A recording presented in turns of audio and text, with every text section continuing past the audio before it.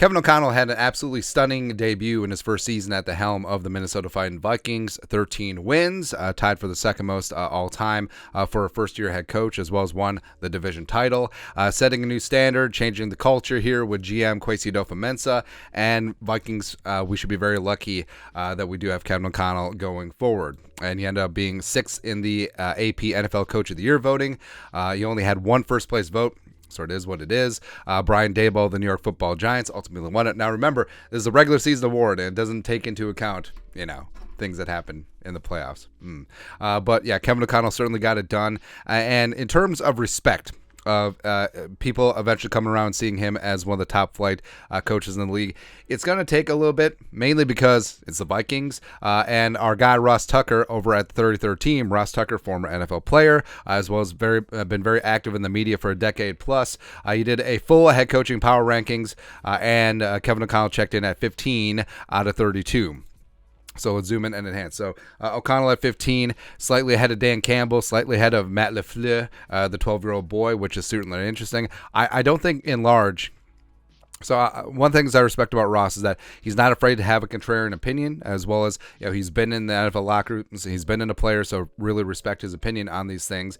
But so I think that the general consensus in the media, Dan Campbell, as well as a 12-year-old boy, would be ahead of O'Connell, but it's not the case here. Also, he does have the first-time head coaches, Steichen, D'Amico Ryans, Jonathan Gannon down at the bottom. I think that does make sense.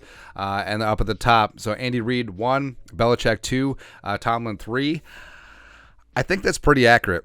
I think it is at this stage, especially since Andy Reid's been rising. Belichick's been falling a little bit. I mean, you could honestly make a plausible case that Tomlin would be 2 versus Belichick. So we'll see.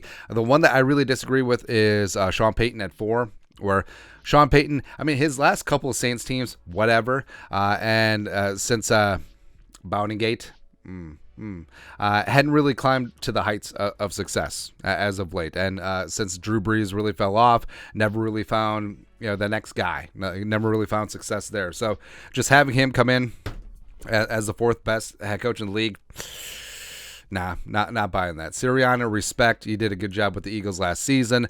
Shanahan has been one of the better young coaches in the game. Sean McVay, of course, won a Super Bowl with Kevin O'Connell as his OC. Here's the number of Super Bowls that Sean McVay has won without Kevin O'Connell. 0. Goose egg. D'Angelo Russell. Daboll at 8.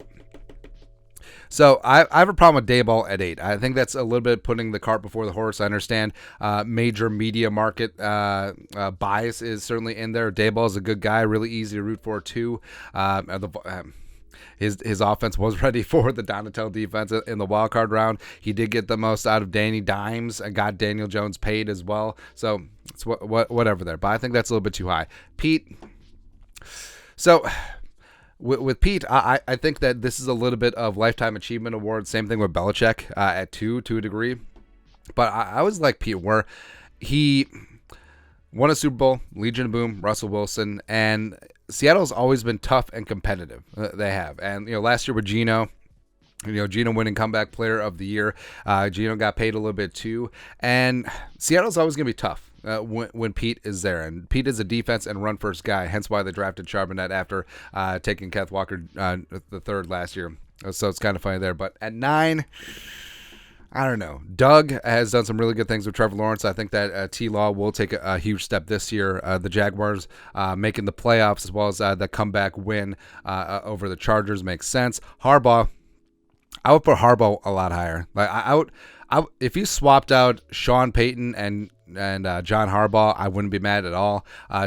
Zach Taylor should be a lot higher at this stage. Like I know, like how is Brian Daboll ahead of Zach Taylor? I want to know, like how possibly. Vrabel, I always saw Vrabel as basically Zimmer. And I think Tennessee is basically the Zimmer era Vikings, where they're good, but can they be great? Can they get over that hump by playing that style of football in the modern NFL? I don't know. Mike McDaniel, I understand there's a lot of sizzle with McDaniel, but there is some stake there. I really respect him as an offensive mind. If Tua stays healthy this year, I think that they could have a very good shot in a very crowded AFC East. And then you get to O'Connell. I would put O'Connell above McDaniel, above Vrabel, above probably above Pete at this point. I would put Kevin O'Connell above Daboll, even though, yes, Daboll won the Coach of the Year last year. So I would probably bump O'Connell up to 9-10-ish, somewhere in there. And yes, I'll put O'Connell ahead of Sean Payton at this stage too. Other guys I think are too low. So I think Rivera is constantly underrated. I think McDermott is really low here, probably because the Bills had a down season. But, I mean, Buffalo's consistently been a contender in the AFC. Maybe a little bit overhyped at times, sure. McCarthy, not the biggest Mike McCarthy fan in the world, but 21 does seem a little bit low, doesn't it? Stefanski, I have a lot of love and respect for Kevin Stefanski. You know, the fact that he came in and took the Browns to playoffs in his first year in 2020 says a lot.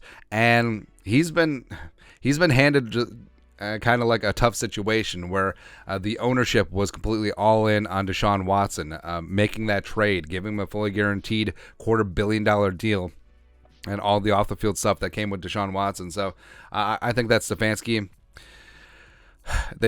he did his best last year and just wasn't good enough. But I do think Stefanski is a very good head coach. Frank Reich, I think, is underrated. I think he got a very raw deal in Indianapolis. I think that they were looking for a scapegoat and a fall guy, and he was it. Rob Saleh would be a lot higher. Great defensive mind. Can he get the other side of the ball going?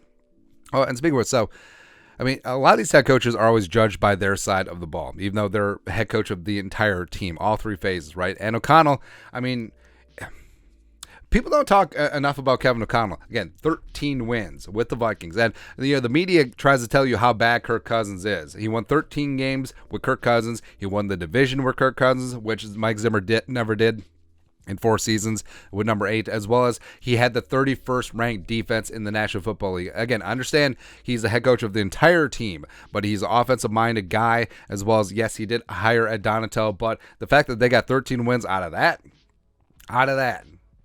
pretty impressive. But either way, I'm really fired up that Kevin O'Connell is leading this football team. I love that he's young, love that he's offensive-minded, so you're going to have continuity on that side of the ball, and I think that he is going to get the best out of Kirk, out of JJ, out of TJ, out of Addison, out of KJ, out of everyone on that side of the ball. And also, you can see why players love playing for him. You can see why they love the culture here, and I think that's something that's going to be continuing to grow and show, and the Vikings are going to be good for a long, long time. But your thoughts are thoughts. Kevin O'Connell ranked the 15th best head coach in the National Football League by Ross Tucker. Let us know your thoughts on our thoughts on his thoughts in the comment section below. Subscribe for daily Vikings takes. Want to support the work? Put a little something in the Venmo. But till next time, Skull Production Value.